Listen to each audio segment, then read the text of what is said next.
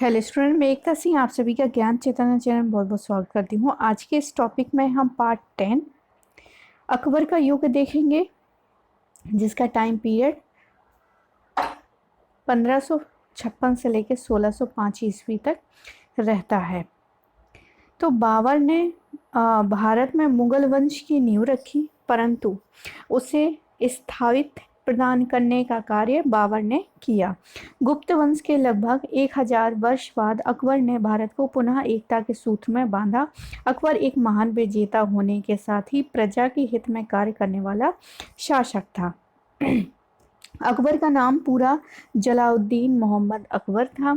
उनके पिता का नाम हुमायूं तथा माता का नाम हमीदा बानो बेगम था। पिता की मृत्यु के समय अकबर केवल 13 वर्ष का था, लगभग आपकी उम्र का। हुमायूं के विश्वास पात्र बैरम खां ने अकबर का राज्याभिषेक किया। अकबर अपने संरक्षण बैरम खां की देखरेख में राजकाज करने लगे। अब आते हैं पानीपत का द्वितीय युद्ध। तो अफगान राजा के हिंदू सेनापति हेमू ने आगरा और दिल्ली पर अधिकार कर लिया था।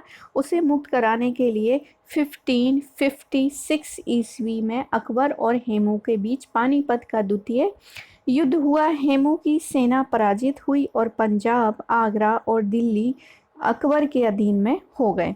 अब यहाँ से साम्राज्य विस्तार उसका स्टार्ट होता है।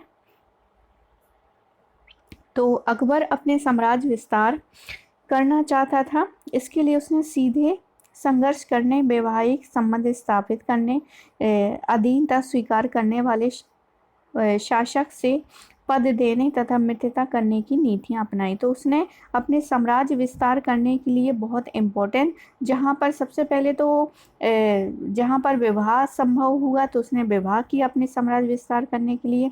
अधीनता स्वीकार करने वाले शासकों को पद देने की उसने बात कही और मित्रता करने की नीति अपनाई। अगर इन सबसे भी काम नहीं चलता तो उसने सीधे संघर्ष को भी एक विकल्प के रूप में रखा अपने साम्राज्य बढ़ाने के लिए। अब यहाँ पर बात करते हैं, अकबर ने आमेर के राजपूत राजा भारमल की पुत्री हरखाबाई उर्फ जोधा से विवाह किया था। तो हमारी जो मूवी है जोधा अकबर, इसी से रिलेटेड बनी हुई है। तो आप अकबर का जब हिस्ट्री पढ़े तो एक बार आप उस मूवी को भी देख सकते हैं। वहाँ पर आपको समझ में आएगा किस प्रकार से जो स्टोरी में प्रशासन दिखाया है, किस प्रकार से और भी बहुत सारी चीज़ें हैं जो आपको कैसे युद्ध लड़ते हैं, बैरम खां कौन है, मतलब उसका कैसे फिर अंत, ये सारी चीज़ें आपको मूवी में भी देखने को। आदम खां को कैसे मारा था, ये बिल्कुल एकदम जैसे हिस्ट्री में लिखी हुई चीज़ें हैं वैसे ही उस फिल्म में भी बताया गया है कि जो आदम खां होते हैं उनको ऊपर से फेंक दिया जाता है ऊंची छत से।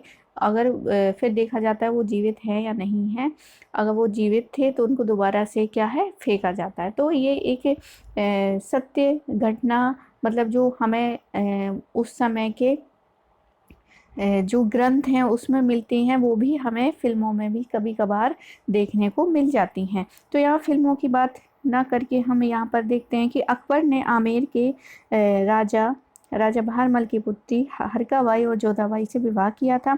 आज खुशी का दिन, वैसे उनको हरकाबाई ही कहते हैं, जोधाबाई अब ऐसे जोधा जोधा बहुत सालों के बाद जो है हरकाबाई क्या हो जाती हैं, जोधा हो जाती हैं। तो ये किसने किया, ये हमारे जो बोलचाल हैं आम भाषा, और उसी का एक किसी से मिस्टेक बाई से हो जाता है और फिर हरकाबाई क्या बन जाती हैं, जोधाबाई बन जाती हैं। वैसे हिस्ट्री में हरकाबाई को हरकाबाई ही कहा गया है, जोधाबाई नहीं कहा गया है। तो आज खुशी का दिन है, यहाँ पर बताया गया है, एक कॉमिक्स के रूप में यहाँ पर दिखाया गया है। चूँकि आज के टाइम में मोबाइल ही इतना हमें इंटरटेनमेंट कर देता है कि कॉमिक्स पढ़ने की ज़रूरत नहीं है। लेकिन जब हम बच्चे थे तो हमारे टाइम में क्या है, इसी तरह की क्या है कॉमिक्स आया करती थी, और उस समय के जितने भी बच्चे होते थे तो मोबाइल तो होता नहीं था, तो गर्मियों की छुट्टियों में सिर्फ और सिर्फ कॉमिक्स पढ़ के ही इंटरटेनमेंट करते थे। तो ये कॉमिक्स के रूप में दिया गया है। यहाँ पर है आज खुशी का दिन है, अकबर से हमारा रिश्ता जुड़ गया। तो यहाँ पे कुछ लोग हैं जो बातें कर रहे हैं। हाँ, आप सही कहते हैं महाराज, अकबर का यह विवाह हिंदू और मुसलमानों के बीच सद्भावना को बढ़ाने की कोशिश है। इससे धार्मिक सहिष्णुता का भी पता चलता है। आगे है, अकबर ने आमेर, जोधपुर, बीकानेर, जैसलमेर के राजपूतों को दरबार में सम्मानजनक स्थान दिया। राजपूत राजा भगवान दास तथा पोते मानसिंह को दरबार में सबसे ऊंचा स्थान दिया। अब यहाँ पर एक बात है जो ये कह रहे हैं ये वाला व्यक्ति, महाराज आपके द्वारा हिंदुओं पर जजिया कर की समाप्ति से हिंदू अति प्रसन्न हैं। तो यहाँ पर जो सम्राट बैठा है अकबर, वो कहता है यह सुनकर मुझे बहुत खुशी हुई मानसिंह, मतलब ये व्यक्ति जो है वो मानसिंह है और ये क्या है, अकबर है। तो अकबर कहते हैं ये जरूरी है कि हिंदू मुझ पर विश्वास करें। आगे है यहाँ पर कई राजपूतों ने अकबर की अधीनता स्वीकार कर ली, परंतु मेवाड़ के राणा प्रताप ने सर झुकाने से इनकार कर दिया। ये भी यहाँ पर जो है ठीक है। यहाँ पर अकबर कहते हैं कि ठीक है, अब राणा पर आक्रमण किया जाएगा। तो जहाँ पर पहले उन्होंने प्रलोभन दिया कि आप हमारे साथ क्या हो जाइए, मित्रता कर लीजिए या फिर वैवाहिक संबंध स्थापित किसी ना तरीके से अधीनता स्वीकार कर लें, उसको उनको पद मिल जाएगा। अगर नहीं है तो फिर क्या है, सीधे संघर्ष यहाँ पर होने की रणनीतियाँ थी। आगे है, और जल्दी अकबर ने सेना और राणा प्रताप का सामना किया और 1576 में हल्दीन घाटी के मैदान में युद्ध होता है। थोड़ी संख्या में होते हुए भी राणा ने मुगल सेना में उथल पुथल मचा देते हैं। तो यहाँ पर ये युद्ध का चित्र है। तो ये बच्चों की बुक है, इसलिए कॉमिक्स को यहाँ पर प्रिंट किया गया है ताकि बच्चे चित्र देखकर उस चीज को समझ सकें। आगे है, महाराणा प्रताप भीषण युद्ध करते हुए बुरी तरह घायल हुए, उन्हें परिवार सहित जंगल का आश्रय लेना पड़ा। उन्हें प्रण लिया कि जब तक वे मेवाड़ को वापस नहीं लेंगे वे घास की रोटियां खाएंगे, जमीन पर सोएंगे और तभी सुखों का त्याग करेंगे। राणा प्रताप ने आजीवन अपने इस प्रण का पालन भी किया। आगे है, राणा ने 20 वर्षों के संघर्ष में देवार, उदयपुर और कोमलमीर स्वतंत्र करा लिए, परंतु चित्तौड़ और अजमेर अकबर के कब्जे में ही रहा। आगे देखते हैं, अकबर राजपूतों के साथ मित्रता का महत्व समझता था, अतः उसने राजपूत परिवारों के साथ वैवाहिक संबंध स्थापित कर अपनी स्थिति को सुदृढ़ बनाया। अकबर ने अपने साम्राज्य के विस्तार के लिए अन्य विजय भी की। अरब हो गया, यूरोप हो गया, दक्षिण पूर्व एशिया से व्यापार की दृष्टि से गुजरात और बंगाल प्रांत बहुत महत्वपूर्ण थे, जिन पर अकबर ने अपना अधिकार कर लिया। उसने राज्य की आमदनी बढ़ी। दक्षिण में अकबर का अहमदनगर की रानी चांद बीवी से युद्ध हुआ। अकबर ने अहमदनगर के कुछ भागों को अपने अधिकार में कर लिया। उसने गोंडवाना में यानी मध्य प्रदेश की शासिका दुर्गावती को भी हराया। चांद बीवी अपनी सेना को मुगल सेना पर आक्रमण का आदेश देते हुए इस तरह अकबर ने एक विशाल साम्राज्य की स्थापना की जो कश्मीर से अहमदनगर तथा काबुल से बंगाल तक फैला हुआ था। अब यहाँ पर एक मैप है, अकबर कालीन मैप यहाँ पर दिखाया गया है। जितना पीला पीला भाग है वो सारा का सारा क्या है, अकबर का विजित क्षेत्र है। आगे देखते हैं, तो यहाँ पर सोचिए और बताइए कि अकबर से पूर्व उनके साम्राज्य से बड़ा किस राजा या वंश का साम्राज्य था। तो यहाँ पर अहमदनगर, बीजापुर, गोलकुंडा ये सारे के सारे क्या थे, स्वतंत्र थे। गोंडवाना ये सारे के सारे क्या थे, स्वतंत्र राज्य थे। आगे देखते हैं अब शासन व्यवस्था। चूँकि जो शेरशाह की शासन व्यवस्था थी वही जो है शासन व्यवस्था, उसी तरह की शासन व्यवस्था मतलब अकबर ने भी अपने शासन में लागू करने का प्रयास किया था। तो यहाँ पर देख लेते हैं आधार जो है वो शेरशाह सूरी से ही इन्होंने लिया था। तो अकबर के साम्राज्य के प्रशासन को सुचारू रूप से चलाने के लिए साम्राज्य को कई स्तरों में बांट रखा था। प्रशासन के कार्यों की देखरेख के लिए केंद्र से लेकर गांव तक जिम्मेदार अधिकारियों की नियुक्ति की थी। अब यहाँ पर केंद्र में कौन था, तो बादशाह ही सारी चीज़ें करता था, लेकिन उसके अलावा भी वजीर और दीवान थे। तो बादशाह ही सर्वा थे और वजीर और दीवान क्या काम करते थे, वित्तीय नियंत्रण करते थे। प्रांत में सूबेदार हुआ करते थे, प्रांतीय दीवान और कोतवाल। तो सूबेदार का काम था कानून और फौजदारी का, प्रांतीय दीवान का राजस्व वसूली, आय व्यय का विवरण करना, कोतवाल का था नगर का प्रशासन। आगे है परगना। परगना में शिकदार आमिल कानून को फौजदार था। शिकदार कानून और व्यवस्था करता था, आमिल जो है राजस्व वसूली, कानून को जो है उपज एवं राजस्व का विवरण, और फौजदार जो है कोष की व्यवस्था करता था। गांव जो है मुकद्दम यानी प्रधान, पटवारी मुकद्दम जो है कानून एवं व्यवस्था, पटवारी जो है राजस्व का विवरण, और चौकीदार जो है सुरक्षा का दायित्व करता था। अब मनसबदारी व्यवस्था, यहाँ पर मनसबदारी व्यवस्था बहुत इम्पोर्टेंट है, तो देख लेते हैं। मनसबदारी जो है, अकबर बिना सुदृढ़ सेना के ना तो साम्राज्य का विस्तार कर सकता था और ना ही उस पर अपना अधिकार बनाए रख सकता था। इसके लिए अकबर ने अपने सैनिक अधिकारियों और सिपाहियों को सुसंगठित करना था। इसके लिए उन दोनों लक्ष्यों की पूर्ति मनसबदारी व्यवस्था से ही, जिससे सेना, सामंत वर्ग और शासकीय अधिकारी व कर्मचारी शामिल थे। पूरे मुगल साम्राज्य में हजारों छोटे बड़े मनसबदार यानी कि शासकीय अधिकारी व कर्मचारी थे। साधारणतया मनसब का पद तथा प्रतिष्ठा है, अतः मनसबदार शाही सेना में पदवी धारण करने वाले व्यक्ति थे। विभिन्न अंकों की संख्या अधिकारियों के पदों को निश्चित करने के लिए प्रयोग में लाई गई। सबसे छोटा मनसब जो है 10 का था और सबसे बड़ा जो है 10,000 का होता था। बाद में 12,000 तक की संख्या के मनसब दिए गए थे। मनसबदार साम्राज्य में बादशाह के कानून और आदेश लागू करते थे। बादशाह के खिलाफ अगर कोई विद्रोह करे तो मनसबदार विद्रोह दबाते थे। मुगल साम्राज्य की रक्षा करना और दूसरे क्षेत्रों में मुगल वंश का राज्य फैलाना भी मनसबदारों का काम था। आगे देखते हैं। उन दिनों मुगल अमीरों यानी कि बड़े मनसबदारों को जितना वेतन मिलता था उतना दुनिया के किसी भी अन्य राज्य के अधिकारियों को नहीं मिलता था। तभी तो मुगल अमीर बड़ी शान और शौकत से रहते थे। अकबर द्वारा निश्चित प्रशासनिक ढांचा आने वाले मुगलों के प्रशासनिक ढांचे का आधार बना। आज भी उत्तर प्रदेश व कई पदनाम व प्रशासनिक क्षेत्र उन नामों से जाने जाते थे। अकबर कालीन यहाँ पर सिक्के हैं। अकबर कालीन सोने का सिक्का हो गया और ये क्या है, चौकोर चांदी का सिक्का। अब वित्तीय प्रबंध देख लेते हैं। तो राज्य की आय के 2 प्रधान साधन थे, भूमि का लगान तथा व्यापार पर कर।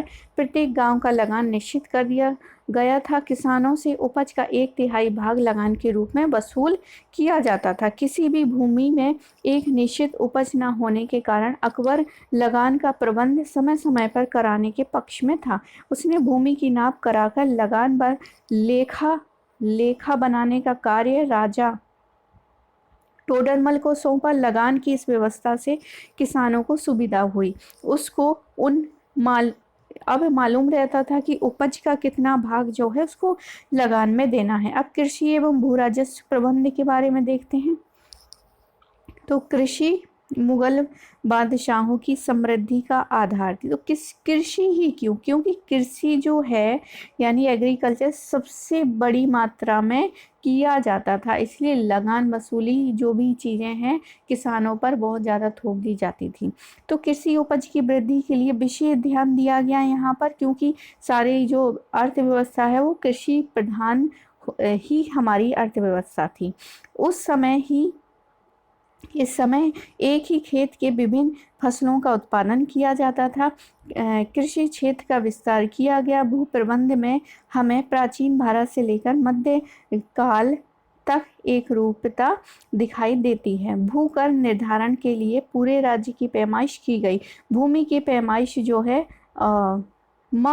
मज ए इलाहा द्वारा किया जाता था। यह पूर्ववर्ती गज सिकंदरी का ही परिवर्तित रूप था। मतलब गज सिकंदरी जो है वो सल्तनत पीरियड में चलता था, तो वो ही उसका ही परिवर्तित रूप हमें यहाँ पर मख-ए-इलाही में देखने को मिल रहा है। तो खेत के माप के लिए बीघा का प्रयोग किया जाता था। एक बीघा जो है 60 गज लंबा व 60 गज चौड़ा होता था। सामाजिक सामंजस्य के प्रयास किए गए। अकबर जानता था कि हिंदुओं के सहयोग के बिना वह ना तो साम्राज्य का विस्तार कर सकता था और ना ही साम्राज्य पर अपना अधिकार बनाए रख सकता था। इसके लिए उसने अनेक हिंदुओं को मनसबदार बनाया। उनमें अधिकांश राजपूत राजा थे जिनसे अकबर ने वैवाहिक संबंध बनाए तथा व्यक्तिगत संबंध स्थापित किए। आगे है अकबर की धार्मिक सहिष्णुता का परिचय फतेहपुर सीकरी में इबादत खाना के निर्माण से पता चलता है, जिससे वह सभी धर्मों के गुरुओं से उनके धर्म की अच्छी बातों को सुनना और उन पर चर्चा करना था। इससे क्या होता था, इस्लाम, हिंदी, फारसी, जैन, ईसाई आदि धर्मों की अच्छी बातों को लेकर एक नए धार्मिक मार्ग यानी दीन-ए-इलाही की रूपरेखा बनाई। उनका उद्देश्य एकता स्थापित करना था। अकबर ने सुलह कुल की नीति अपनाई, जिससे इतने बड़े राज्य का काम शांतिपूर्ण ढंग से चल सके तथा सब लोगों का समर्थन मिलता रहे। इस नीति को अकबर के बाद आने वाले मुगल बादशाहों ने भी अपनाया। इस नीति पर हम भक्ति एवं सूफी आंदोलनों का स्पष्ट प्रभाव देख सकते हैं। आगे है, इस नीति का पालन करते हुए राजमहल में अकबर ने हिंदू, पारसी आदि धर्मों की कुछ रीतियां माननी शुरू कर दी। गीता, महाभारत, अथर्ववेद, बाइबिल, कुरान, पंचतंत्र, सिंहासन, बत्तीसी व विज्ञान की भी कई पुस्तकों का फारसी में अनुवाद कराया, ताकि फारसी बोलने वाले मुसलमान उन्हें पढ़कर समझ सकें। अकबर ने हिंदुओं पर से तीर्थ कर तथा जजिया कर हटा दिया।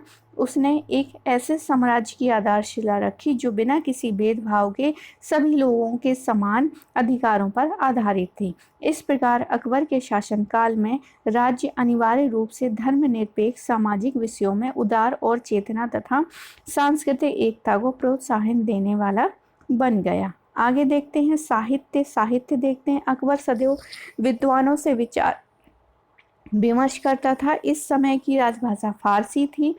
इस समय अबुल फजल फैजी बदायूनी उच्च कोटि के लेखक तथा साहित्यकार थे।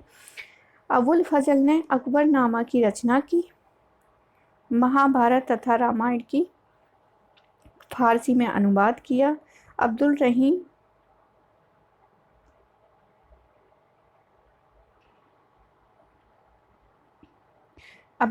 खान खाना के हिंदी में लिखे दोहे आज भी लोकप्रिय हैं। गोस्वामी तुलसीदास ने रामचरितमानस की रचना भी इसी समय की। इस समय हमारे देश में कागज पर लिखने का कार्य आरंभ हो गया था। यद्यपि इसकी शुरुआत चीन में हुई थी, मतलब कागज पर लिखने की शुरुआत जो है चीन में हुई थी, लेकिन अकबर के समय में कागज पर लिखने का कार्य शुरू हो गया था। प्रमुख संगीतकार तानसेन अकबर के प्रमुख दरबारियों में से एक थे। अब यहाँ नवरत्न है, नवरत्न देख लेते हैं। अकबर विद्वानों का आश्रयदाता था। उसके दरबार में अनेक विद्वान थे। मुल्ला दो प्याजा, हकीम, हुमाम, अब्दुल रहीम खान खाना, अबुल फजल, तानसेन, राजा मान सिंह, राजा टोडरमल, फैजी एवं राजा बीरबल इसके दरबार के नवरत्न थे। आगे देखते हैं कला के बारे में। तो अकबर ने आगरा के निकट जो है फतेहपुर सीकरी नामक नगर का निर्माण कराया और उसे कुछ वर्षों के लिए अपनी राजधानी भी बनाई। इस नगर में उसने भव्य इमारतों का निर्माण भी करवाया।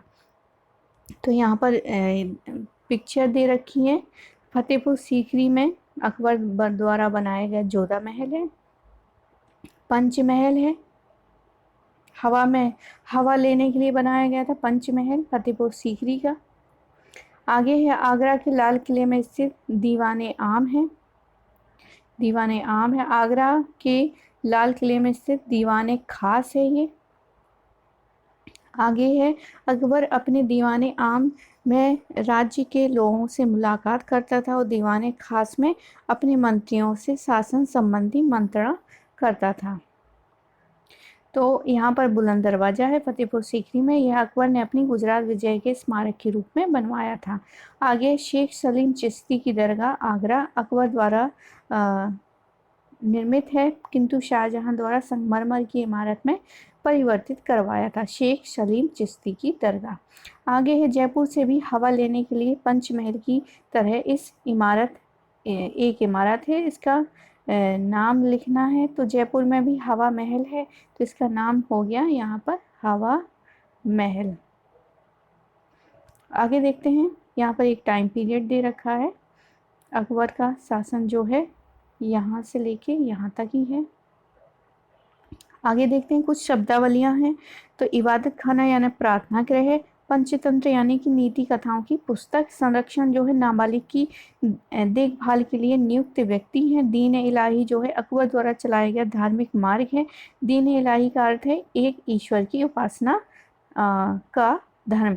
यहाँ पर कुछ क्वेश्चन आंसर है, जैसे कि अकबर का संरक्षण बैरम खां, पानीपत का द्वितीय युद्ध कब और कहाँ किसके मध्य में? तो हेमू और अकबर के बीच लड़ा गया था। और कब लड़ा गया था? 1556 में। हेमू और अकबर के बीच में 1556 में लड़ा गया था पानीपत का द्वितीय युद्ध। अगला क्वेश्चन, अकबर ने अपना साम्राज्य बढ़ाने के लिए क्या नीतियां अपनाई?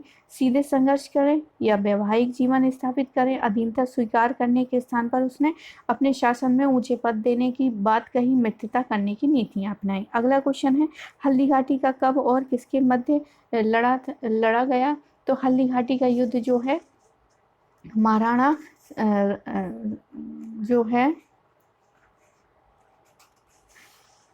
यहाँ पर हल्दी घाटी का युद्ध जो है लड़ा गया था महाराणा प्रताप के बीच में और अकबर के बीच में। महाराणा प्रताप और अकबर के बीच में युद्ध लड़ा गया था। आगे देखते हैं अगला क्वेश्चन, गुजरात और बंगाल विजय से राज्य को क्या लाभ होता है? तो गुजरात विजय और बंगाल विजय से क्या लाभ होता है यहाँ पर? तो हमने इससे पहले यहाँ पर देखा था कुछ,